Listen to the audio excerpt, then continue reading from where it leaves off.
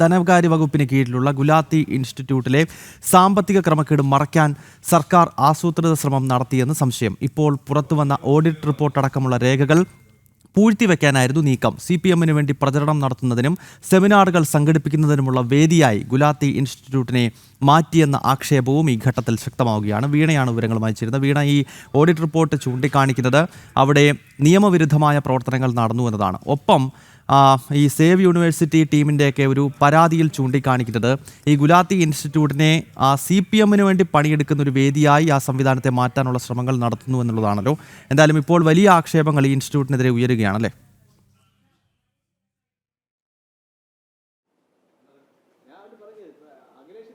തീർച്ചയായും ഗൗതം, വലിയ തരത്തിലുള്ള ആരോപണങ്ങൾ തന്നെയാണ് ഉയരുന്നത്. ഗുലാത്തി ഇൻസ്റ്റിറ്റ്യൂട്ട് കുസാറ്റിന് കീഴിലുള്ള അംഗീകൃത സർവകലാശാലയാണ്. ഇതുമായി ബന്ധപ്പെട്ട് അവിടെ സാമ്പത്തിക ക്രമക്കേടുകൾ, ഗുരുതരമായിട്ടുള്ള സാമ്പത്തിക ക്രമക്കേടുകൾ നടന്നു എന്നുള്ളത് ഓഡിറ്ററുടെ റിപ്പോർട്ടിൽ കണ്ടെത്തിയതാണ്. ഈ ഓഡിറ്റ് റിപ്പോർട്ട് ഒരു വർഷത്തിന് മുമ്പാണ് അത് തയ്യാറാക്കിയത്. ആ സമയത്ത് തന്നെ ഇതുമായി ബന്ധപ്പെട്ടുള്ള പിഴവുകൾ, ഗുരുതരമായിട്ടുള്ള സാമ്പത്തിക ക്രമക്കേടുകൾ ചൂണ്ടിക്കാട്ടിക്കൊണ്ട് ഗവൺമെന്റിന് ഈ റിപ്പോർട്ട് സമർപ്പിച്ചു. എന്നാൽ സർക്കാർ ഇത് ആസൂത്രിതമായി പൂഴ്ത്തിവെക്കുവാനുള്ള ഒരു ശ്രമം നടത്തി എന്നുള്ള ഗുരുതരമായ ആരോപണങ്ങൾ കൂടിയാണ് പുറത്തു വരുന്നത്.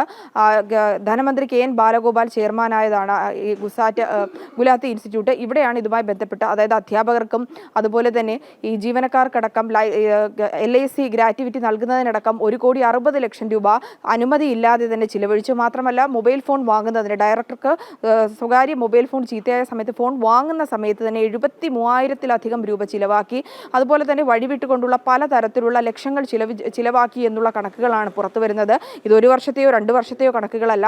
2015 മുതൽ 2024 കാലയളവ് വരെയുള്ള 10 വർഷത്തെ സാമ്പത്തിക ക്രമക്കേടാണ്. എന്നാൽ ഇത് ധനമന്ത്രിയുടെ അറിവോട് കൂടിയാണെന്നുള്ള ആരോപണങ്ങൾ കൂടി ഉയരുന്നുണ്ട്. ഇതുമായി ബന്ധപ്പെട്ടുള്ള കൃത്യമായിട്ടുള്ള കണക്കുകളും തെളിവുകളും ഓഡിറ്റ് റിപ്പോർട്ടിൽ പുറത്തു വന്നിട്ടും ഇത് സർക്കാരുമായി ചർച്ച ചെയ്യുമ്പോൾ പോലും ഇത് ധനമന്ത്രി പറയുന്നത് സർക്കാരിനെയോ അല്ലെങ്കിൽ ഇതുമായി ബന്ധപ്പെട്ട് സർവകലാശാലയിലെ മറ്റുമായി ബന്ധപ്പെട്ട് അനുമതി വാങ്ങിക്കേണ്ട ഒരു സാഹചര്യമില്ല, ധനകാര്യ വകുപ്പിന്റെ അനുമതി മാത്രം മതിയെന്നുള്ള ന്യായീകരണം മാത്രമാണ് ലഭിച്ചത്. ഈ ഒരു സാഹചര്യത്തിലാണ് ഇതുമായി ബന്ധപ്പെട്ട് നിയമ നടപടിയുമായി മുന്നോട്ട് പോകാൻ സേവ് യൂണിവേഴ്സിറ്റി ക്യാമ്പയിൻ സമിതി തീരുമാനിച്ചത്. ഇതുമായി ബന്ധപ്പെട്ടാണ് കഴിഞ്ഞ ദിവസം ഗവർണർക്കും അതുപോലെ തന്നെ മുഖ്യമന്ത്രിക്കും പരാതി നൽകിയത്.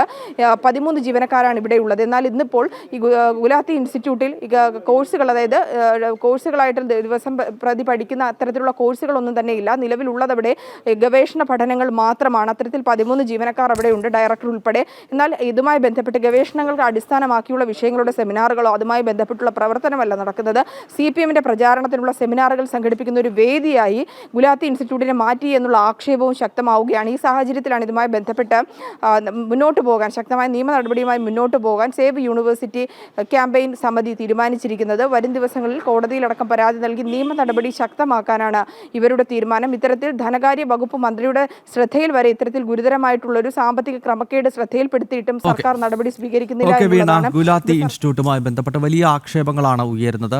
ധനമന്ത്രി ചെയർമാനായിട്ടുള്ള ഇൻസ്റ്റിറ്റ്യൂട്ട് CPM-നെ വളർത്തുവാനുള്ള അവരുടെ സംഘടനാ സംവിധാനം ഓടിക്കാനുള്ള ഒരു വേദിയാക്കി മാറ്റുന്നു. നിയമവിരുദ്ധ പ്രവർത്തനങ്ങൾ നടക്കുന്നുവെന്നും ഓഡിറ്റ് റിപ്പോർട്ടിൽ ചൂണ്ടിക്കാണിച്ചിരുന്നു. അതിന് പിന്നാലെയാണ് ഇപ്പോൾ ആക്ഷേപം ശക്തമാകുന്നത്. വീണയാണ് വിവരങ്ങളുമായി ചേർന്നത്.